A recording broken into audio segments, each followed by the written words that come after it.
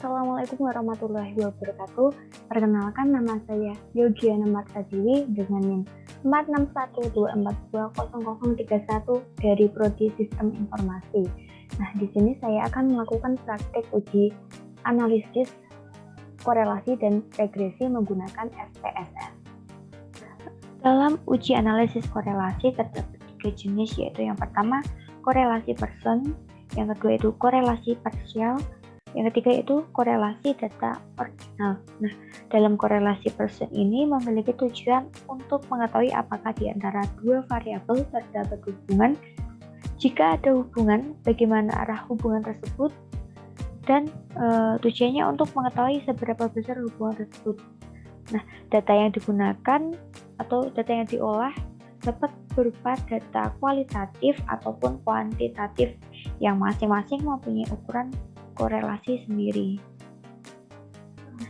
Studi kasusnya itu menghitung korelasi antara gaji, usia, dan pengalaman kerja yang telah saya ketik dalam file Excel yang bernama data korelasi 1. Hipotesisnya yaitu H0 tidak ada hubungan korelasi antara dua variabel, dan HA ada hubungan korelasi antara dua variabel.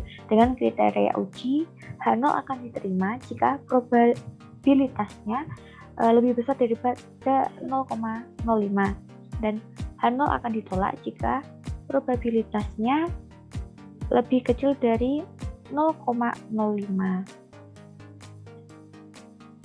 Nah, berikut ini data yang akan kita uji korelasi person yang berjumlah 75 data.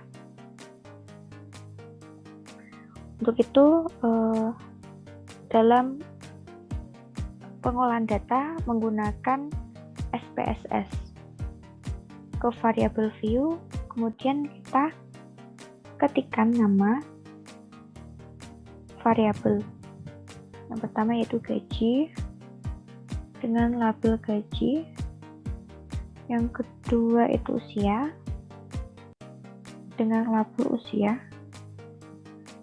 dan variabel kerja dengan label kerja. Nah, kemudian kita ke data view, kita kopikan semua data yang ada di Excel .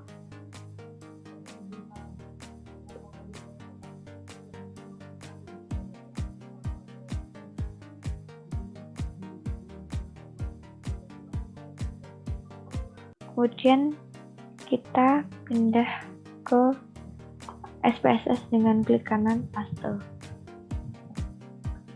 Nah, untuk pengolahannya atau analisisnya kita klik analisis, kemudian correlate bivariate.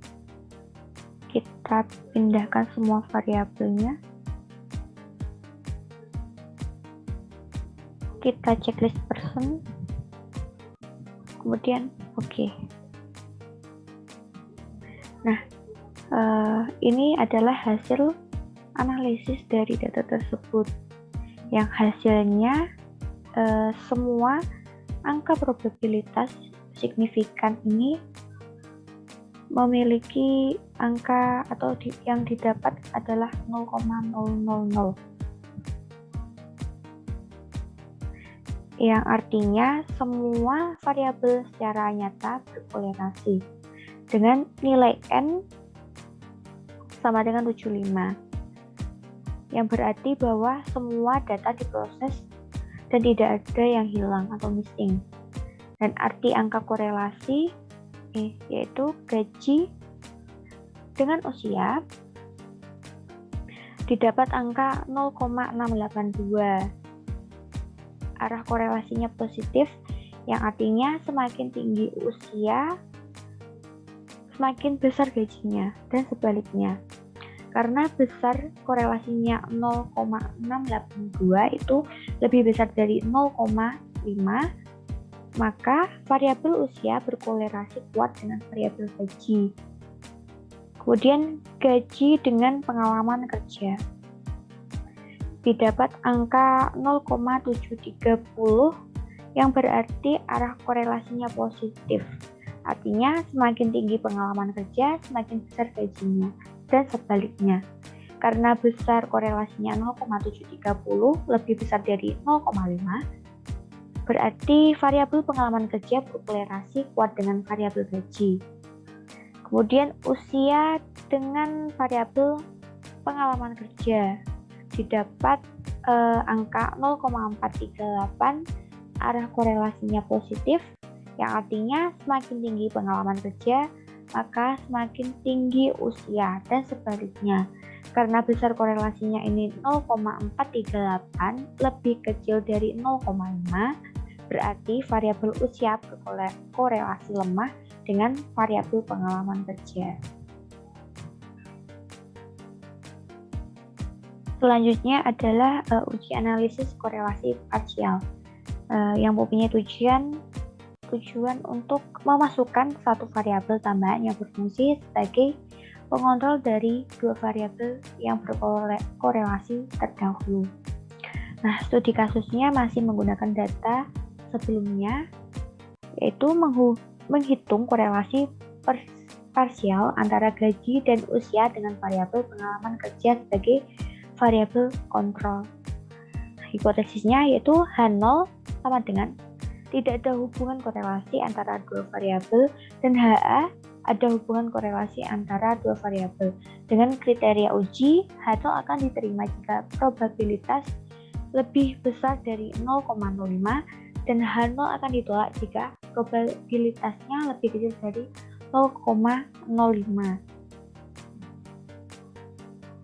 Nah, masih dengan data yang tadi, kemudian kita pilih analisis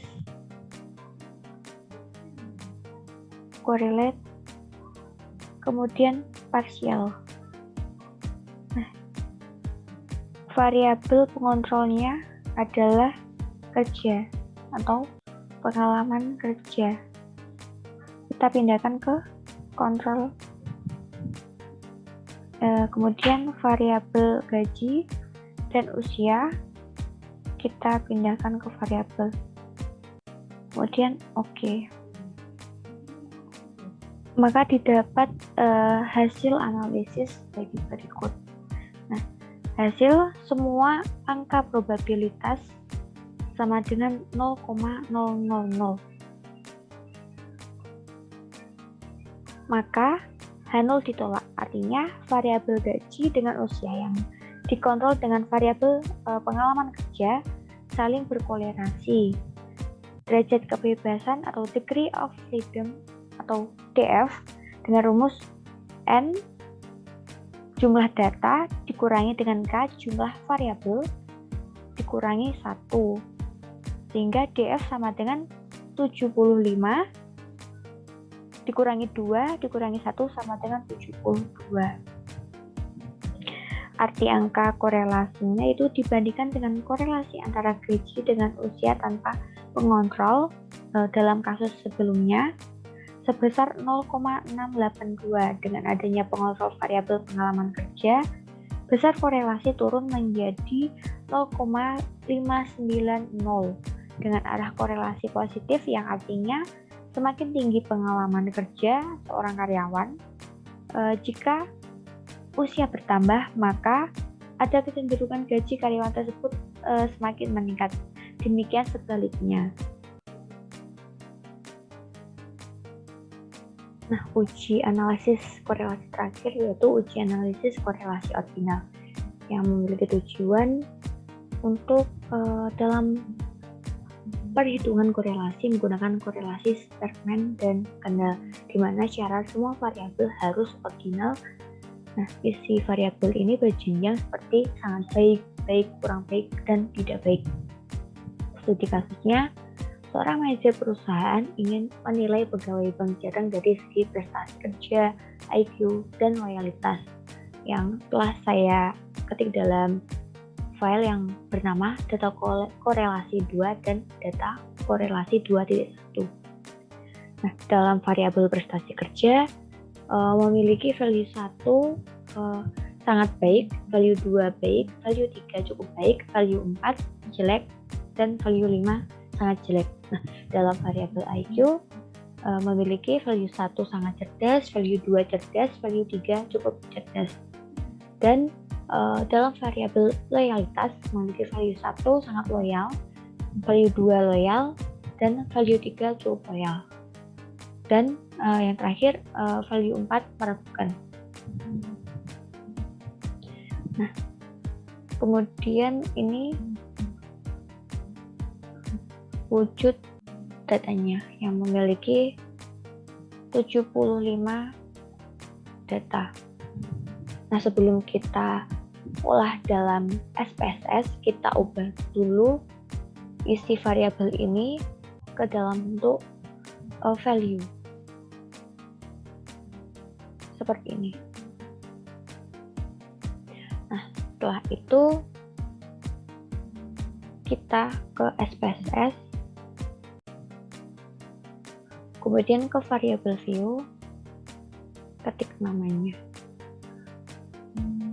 prestasi dengan label prestasi. Kemudian variabel IQ, labelnya juga IQ. Kemudian label loyalitas dengan nama label loyalitas. Nah, kita juga perlu mengganti measure-nya ke ordinal. Setelah itu kita ke data view. Kita kopikan semua datanya.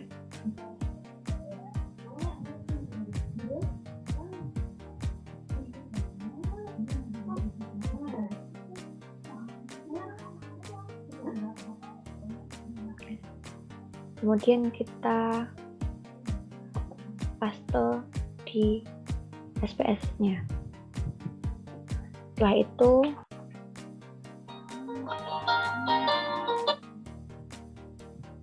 klik analisis, kemudian correlate, pivot. Kita pindahkan semua variabelnya.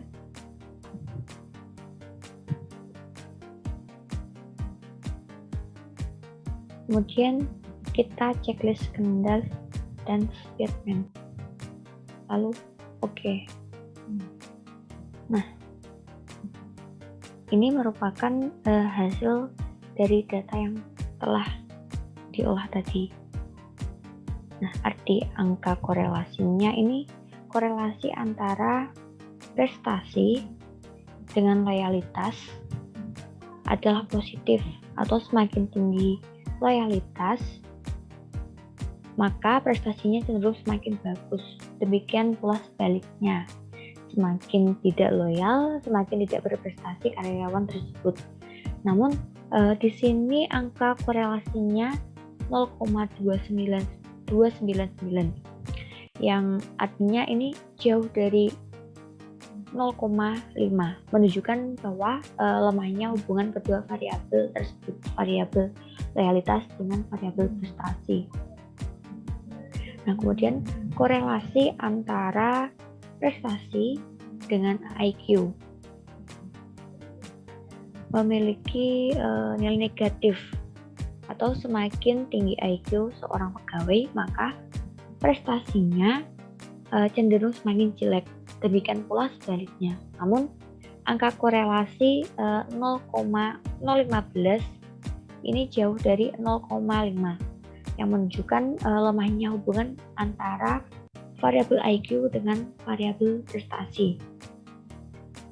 Selanjutnya itu korelasi antara IQ dengan loyalitas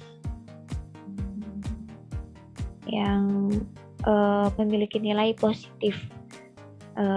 Semakin tinggi IQ seorang pegawai, maka loyalitasnya akan cenderung tinggi. Namun di sini korelasinya 0,072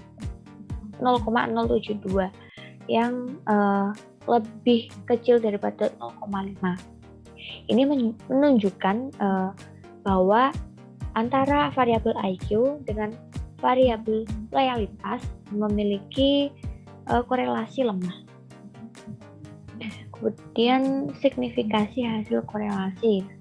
Korelasi antara prestasi dengan loyalitas adalah signifikan. Nilai probabilitasnya adalah 0,005, di mana itu lebih kecil daripada 0,05, yang berarti adanya hubungan yang benar-benar signifikan antara prestasi dan loyalitas seorang pegawai. Nah, korelasi IQ dengan loyalitas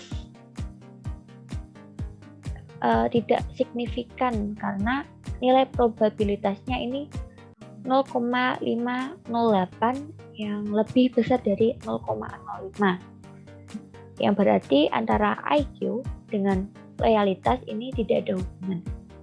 Kemudian korelasi prestasi dengan IQ ini signifikan karena nilai probabilitasnya 0,893 itu lebih besar dari 0,05, yang berarti bahwa adanya hubungan yang benar-benar signifikan antara prestasi dengan IQ pegawai.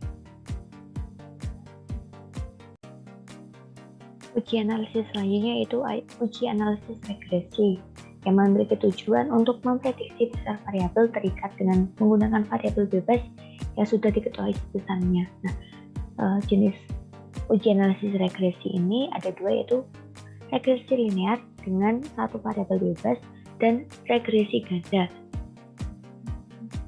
yang mempunyai lebih dari satu variabel bebas. Nah, dalam uji analisis regresi ini terdapat uji asumsi klasik, diantaranya yaitu yang pertama uji multikolinearitas, di mana model regresi yang baik harus bebas multikolinearitas, yang artinya model tersebut tidak terjadi korelasi di antara variabel independen. Yang kedua itu uji heteroskedastisitas, di mana model regresi yang baik harus bebas heteroskedastisitas, yang artinya varians dari residual dari satu pengamatan ke pengamatan yang lain adalah sama atau tetap. Dapat juga disebut homoskedastisitas. Yang ketiga itu uji autokorelasi, di mana model regresi yang baik adalah model yang bebas autokorelasi. Artinya tidak terjadi korelasi antara kesalahan pengganggu pada periode T dengan kesalahan pada periode T-1 atau sebelumnya. Dan yang terakhir yaitu uji normalitas. Uji normalitas ini menguji apakah dalam sebuah model regresi variabel terikat variabel bebas atau keduanya mempunyai distribusi normal atau tidak. Model regresi yang baik adalah yang berdistribusi normal atau mendekati normal. Nah, di sini akan menguji regresi ganda yang memiliki data kuantitatif. Jika data adalah kualitatif, maka data tersebut akan diperlakukan sebagai variabel dummy. Dengan studi kasus, manajer PTSD ingin mengetahui apakah kegiatan yang menunjang penjualan perusahaan selama ini seperti iklan di koran, iklan di radio, jumlah outlet, dan jumlah salesman berpengaruh terhadap penjualan roti.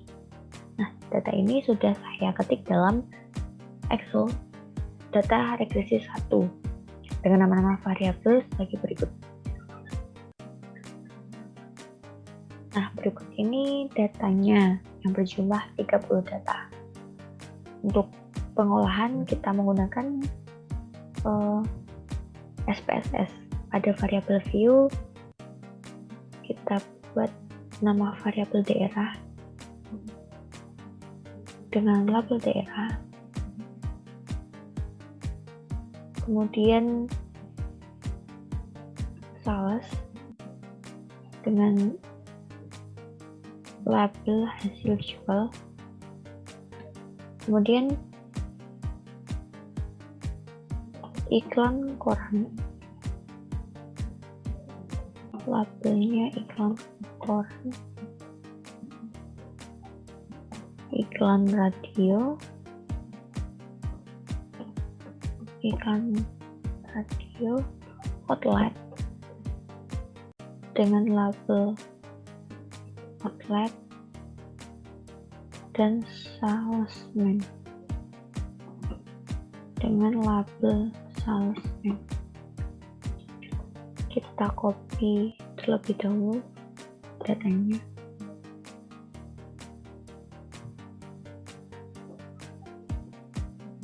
Kemudian kita paste ke data view. Klik kanan paste. Nah, ini dalam variabel daerah ini belum terlihat karena pada variabel view ini tipenya numerik atau angka, jadi tidak terdeteksi karena dalam daerah ini jenis datanya itu string.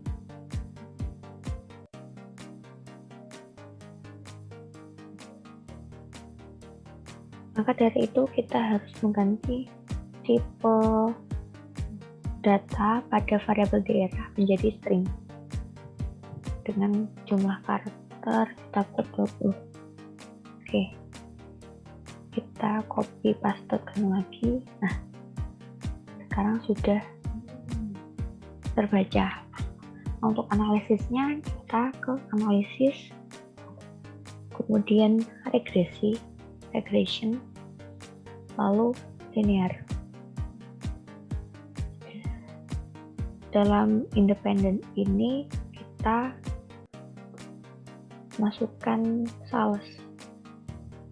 Kemudian dalam independen ini masukkan iklan koran, iklan radio, outlet, dan salesman.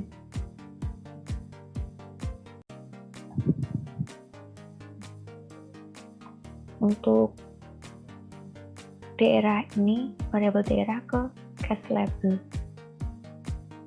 Lalu oke.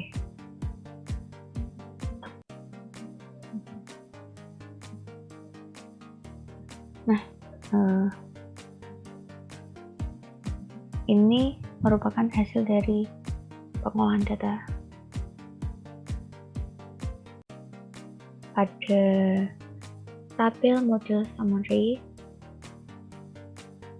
ini pada kolom R sebesar 0,869 menunjukkan bahwa korelasi atau hubungan antara sales atau hasil jual tadi dengan 4 variabel bebasnya adalah kuat. Nah, angka R² atau koefisien determinasi adalah 0,755, berasal dari 0,869 kali 0,869.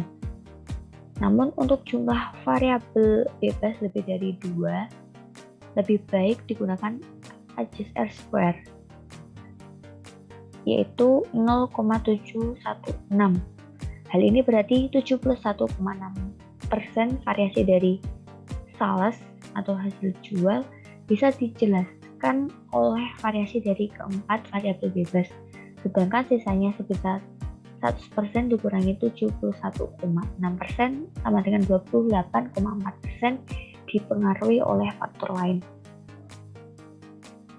Selanjutnya dalam standard error of the estimate atau SEE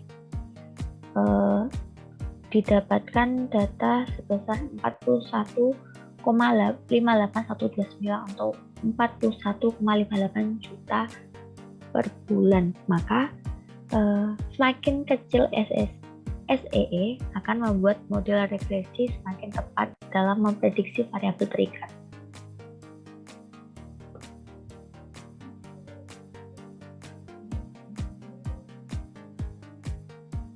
Analisis selanjutnya itu analisis ANOVA atau uji F. Nah, didapat F hitung sebesar 19,298 dengan nilai probabilitas 0,000 itu lebih kecil dari 0,05, maka model regresi bisa dipakai untuk memprediksi hasil penjualan atau sales tadi. Atau bisa dikatakan bahwa iklan di koran, iklan di radio, jumlah outlet, dan jumlah salesman secara bersama-sama berpengaruh terhadap hasil penjualan. Kemudian dalam tabel koefisien, konstanta sebesar 100,128 menyatakan bahwa jika tidak ada iklan outlet ataupun salesman yang bertugas, hasil penjualannya adalah 100,123 juta per bulan.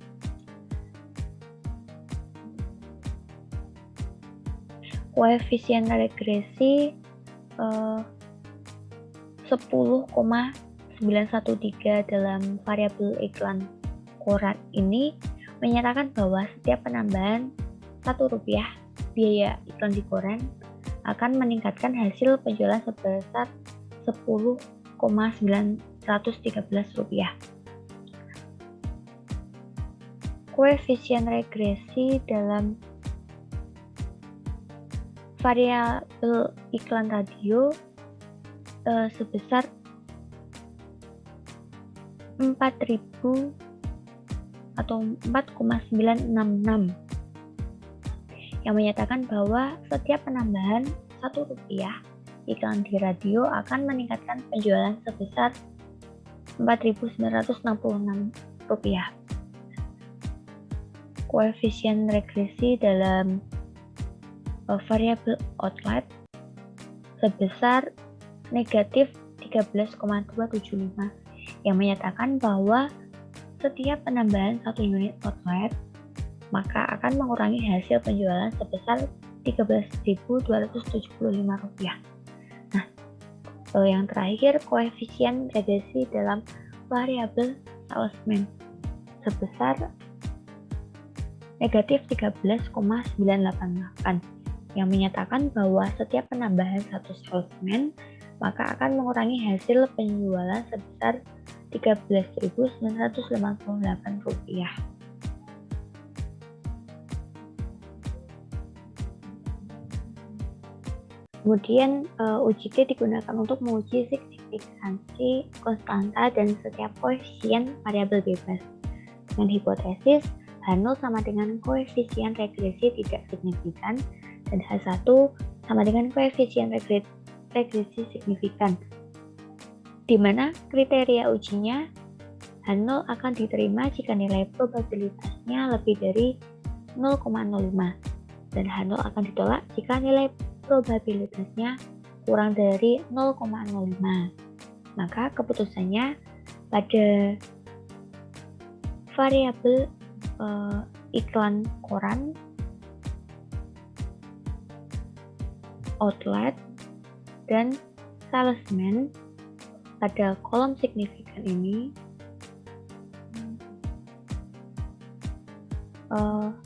kurang dari 0,05 sehingga H0 ditolak, yang artinya berarti koefisien regresi dari ketiga variabel ini, iklan koran, outlet, dan salesman,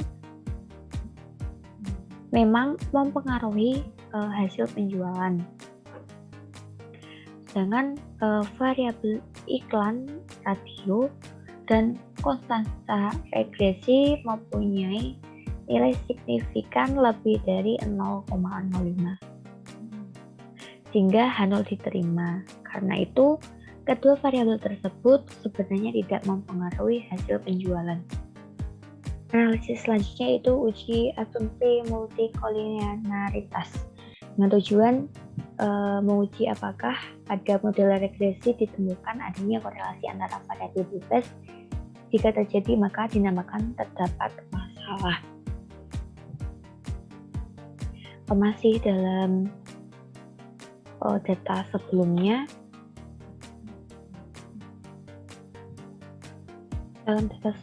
ini sudah kita ganti ke SPSS. Kemudian langkah analisisnya itu analisis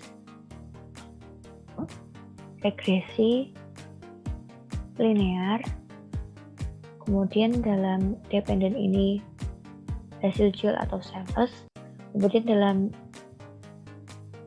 independent ini ada koran, outlet, dan salesman.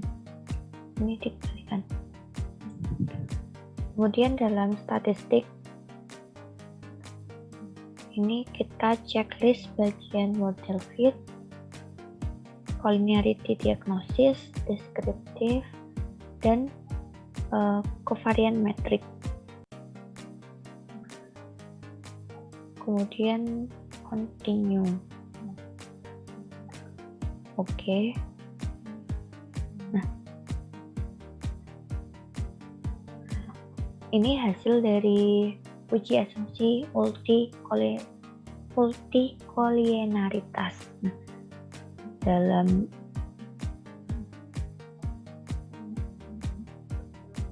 tabel koefisien ini kita akan mendeteksi adanya multico. Nah, besaran VIF ini variance of inflation factor dan variance. Nah, pedoman suatu model regresi yang bebas multico adalah mempunyai nilai VIF di sekitar angka 1. Nah, kemudian mempunyai angka toleransi yang mendekati angka 1 juga. Nah, pada bagian koefisien ini terlihat untuk ketiga variabel angka VIF-nya ini ada di sekitar angka 1, yaitu angka 1,053 untuk variabel iklan koran, 1,046 untuk variabel outlet, dan 1,008 untuk variabel salesman. Demikian halnya dengan toleransi, di mana semua variabel mempunyai toleransi yang mendekati angka 1.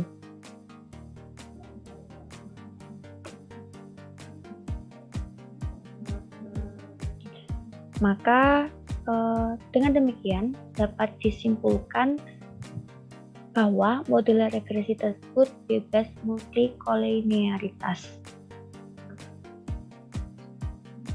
Nah, dalam tabel coefficient correlation ini juga kita dapat menguji asumsi multicollinearitas. Nah, selain menggunakan cara VIF dan toleransi ini, kita juga dapat menggunakan coefficient correlation. Dengan pedoman coefficient korelasi ini harus lemah atau di bawah 0,5. Jika korelasi kuat, maka terjadi multicollinearitas. Pada tabel coefficient correlation ini terlihat bahwa semua angka korelasi ini berada di bawah 0,5 sehingga model regresi bebas multicollinearitas. Uji asumsi selanjutnya itu uji asumsi heteroskedastisitas dengan tujuan menguji apakah dalam sebuah model regresi terjadi ketidaksamaan varians residual dari satu pengamatan ke pengamatan yang lain. Jika varians dari residual dari satu pengamatan ke pengamatan yang lain tetap, maka disebut homoskedastisitas. Dan jika varians berbeda, disebut heteroskedastisitas. Masih dalam data sebelumnya, dalam uji SPSS kita hanya menambahkan analisis pada save ini, kita centang unstandardized, kemudian continue, Kemudian pada plots ini variabel y-nya adalah SD resi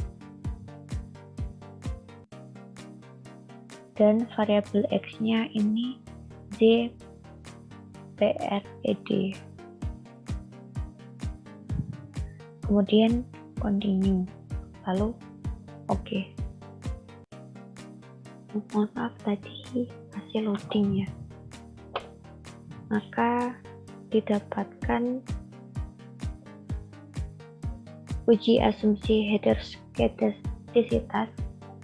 Dari grafik ini terlihat titik-titik ini menyebar secara acak, tidak membentuk sebuah pola tertentu yang jelas, serta tersebar baik di atas maupun di bawah angka 0 pada sumbu Y.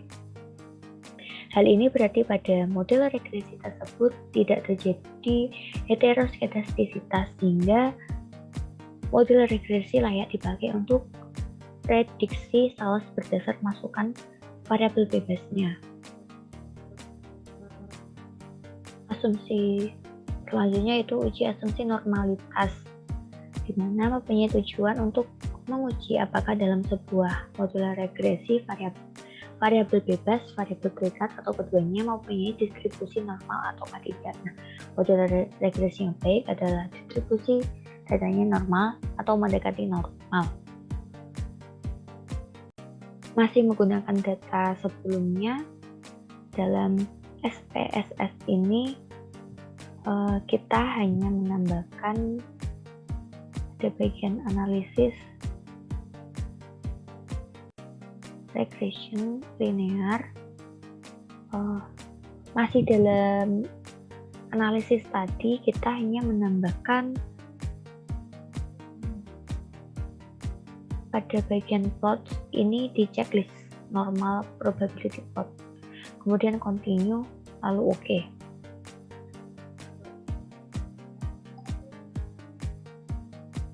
Nah,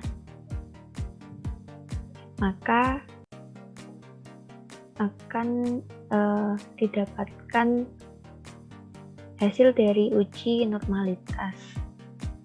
Dari grafik ini terlihat titik-titik menyebar secara garis diagonal, serta penyebarannya mengikuti arah garis diagonal. Maka model regresi layak dipakai untuk prediksi hasil penjualan berdasarkan masukan variabel bebasnya. Uji asumsi terakhir yaitu uji asumsi autokolerasi. Nah, ujian dari asumsi autokolerasi ini menguji apakah dalam sebuah model regresi ada korelasi antara kesalahan pengganggu pada periode T dengan kesalahan pada periode T negatif 1 atau T-1 atau sebelumnya. Nah, jika terjadi korelasi, maka dinamakan ada masalah autokorelasi. Model regresi yang baik adalah yang bebas autokorelasi. Autokorelasi pada sebagian besar kasus ditemukan pada regresi yang datanya adalah time series atau berdasarkan waktu berskala seperti bulanan, tahunan, dan seterusnya. Di kasusnya itu mendeteksi adanya autokorelasi dari data yang sudah saya ketik dalam file Excel, yaitu data regresi 2. Berikut adalah datanya. Nah, untuk pengolahan data menggunakan SPSS pada variabel view, kita buat variabel name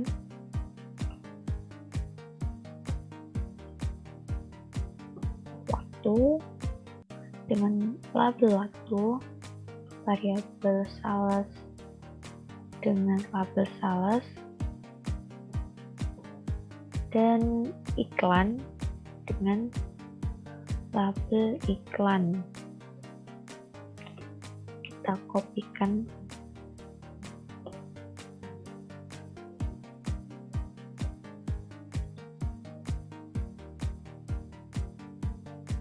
30 data ini ke SPSS. Nah, pada waktu ini tidak terdeteksi karena tipe datanya salah. Kita ganti terlebih dahulu ke string dengan 25 karakter. Kita kopikan lagi. Nah, sudah. Kemudian untuk pengolahan data pada analisis, kemudian regression, linear. Nah, pada linear ini dengan dependennya variabel sales dan independennya iklannya.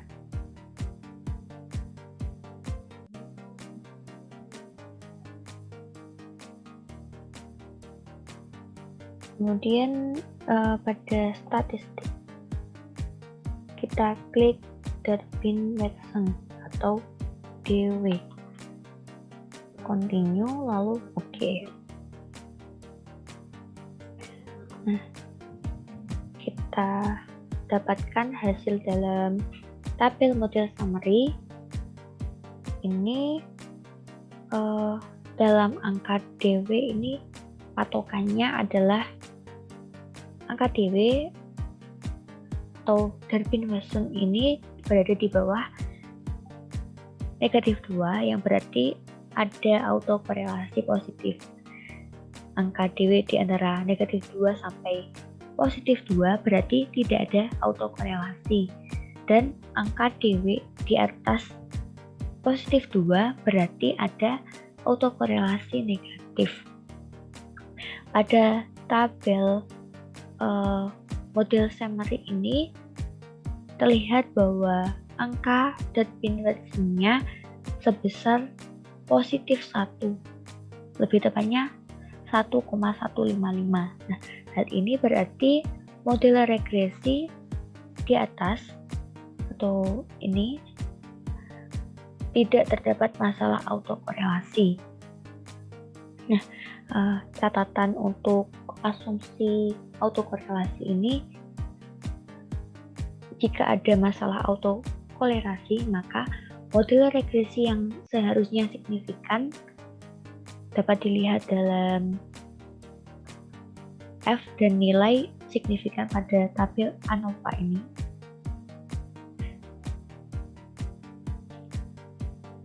Menjadi tidak layak untuk dipakai. Nah, autokorelasi bisa diatasi dengan berbagai cara, antara lain melakukan transformasi data dan menambahkan data lain. Demikian yang dapat saya sampaikan. Bila ada salah kata, mohon maaf. Assalamualaikum warahmatullahi wabarakatuh.